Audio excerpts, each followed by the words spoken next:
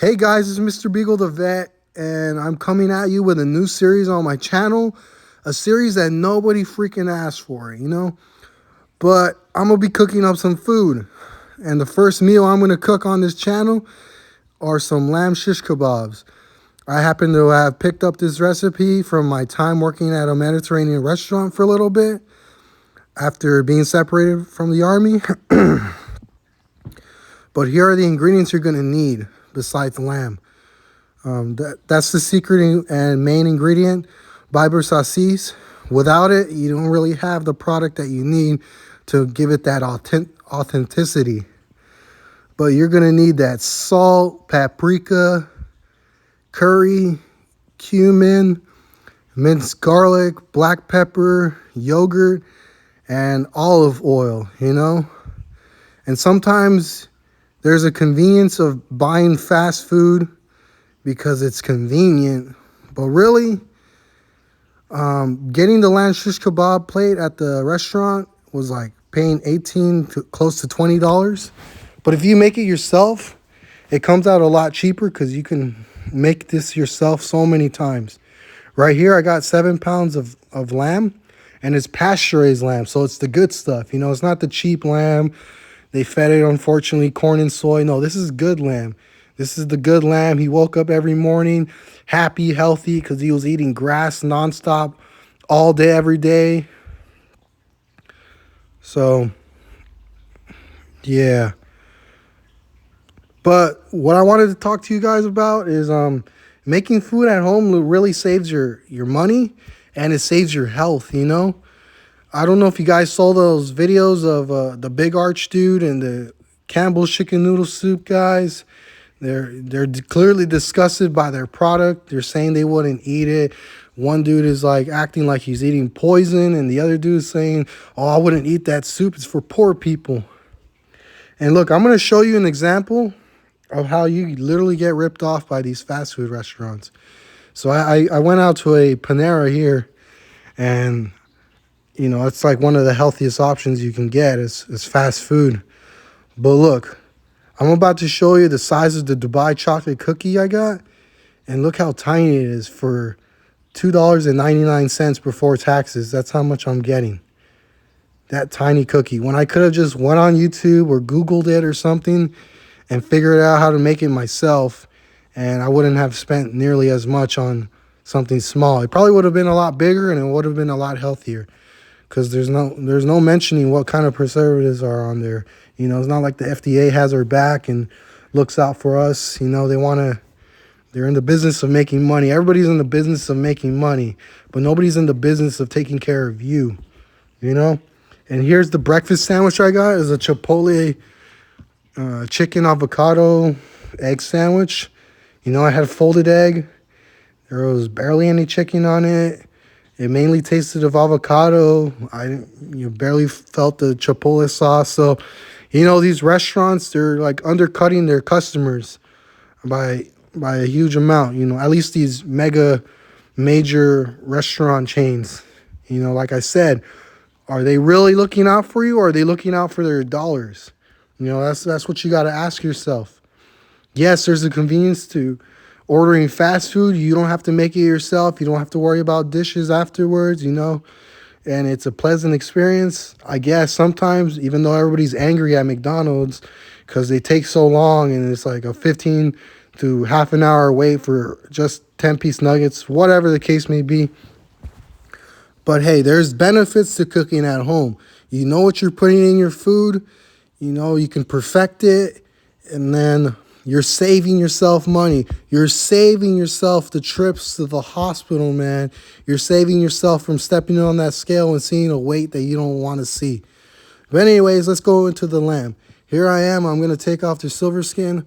I'm not going to go well into depth, but basically find like a corner, slice it a little bit with a knife, and then use your hand and slowly peel. Once you're able to not peel as much anymore, go back to slicing and then go from there. So I took off a decent amount of silver skin and got started into making them small pieces of lamb, right? You want to cut them into like cubes evenly and as flat as you can to allow for that extra surface area. So when you put it on the grill, they cook evenly. But you also don't want to like make it too small that, you know, they just, because they are going to shrink, just so you know. You haven't cooked before, and if you have cooked, then you know this isn't news to you. So I'm going to start with merging these ingredients together. First off is the Biber saucisse. There's not a particular order on how to marinate it. You can add the ingredients however, but this is the best I could with getting a good video of me putting in the ingredients onto the meat. But it's hard to like do one thing on one hand and record with the other. So I'm sorry. I know it's not a great video, but maybe the 10 of you that watch it are going to watch it anyways and like. But anyways, I kind of do like cooking because, you know, it saves me money. I get to feed my family. Well, my son, he's a very picky eater, so I don't know. I made him chicken nuggets one time with my deep fryer. No, it's the same deep fryer I bought from Temu, by the way. You know, it hasn't failed me. But that dude did not eat it. But my wife was really like in love with those chicken nuggets. Said they were tasting better than McDonald's, you know. And me and my wife, we go in and we make it a habit. We go in and we buy organic ingredients from the grocery store. That's something that me and her, we just don't go cheap on, you know. We can go cheap on and budget on everything else, but the quality of the food that we buy from the grocery store is not something we're just going to sacrifice. But hey, once you add these ingredients, make sure you guys get a good mix in, and you'll know like what the end product should look like when it's an orangish, reddish, oily presence, you know. If it's not like oily, then add a little bit more oil.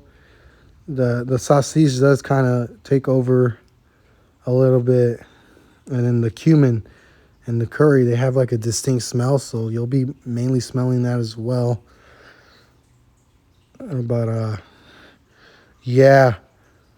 Anyways, a little fun fact, I guess the actual way they cook over there in Turkey is they put those pieces of meat on a knife. It's like a flat knife. It's not really that sharp. And you put it in direct fire. There's no like grate in between. But, you know, I don't really have those knives or that kind of grill. So I'll make it by, you know, putting them on the stainless steel skewers that I'm going to show you in a bit.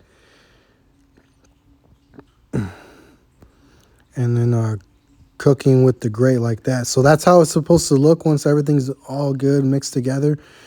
Try to not, you know, leave any remaining ingredients on the sides of the pan. But yeah, you want to place them on the skewer as flat as possible, so when they're on the grate, they cook evenly and flat. Okay, and be mindful, pay real close attention to the meat as you cook it, because it's going to cook pretty quick. You know, like they're small pieces, they're flat, and they'll cook evenly. But you also don't want it to have that too much char, because, you know, that's basically it burning. I myself, I like a little char or a little extra char, but I know some people don't. Like normal people, they don't like their food burned. They make the argument that it's burned. But yeah, man, just pay attention to how you cook it, and that's how it's supposed to look at the end. Please like and subscribe.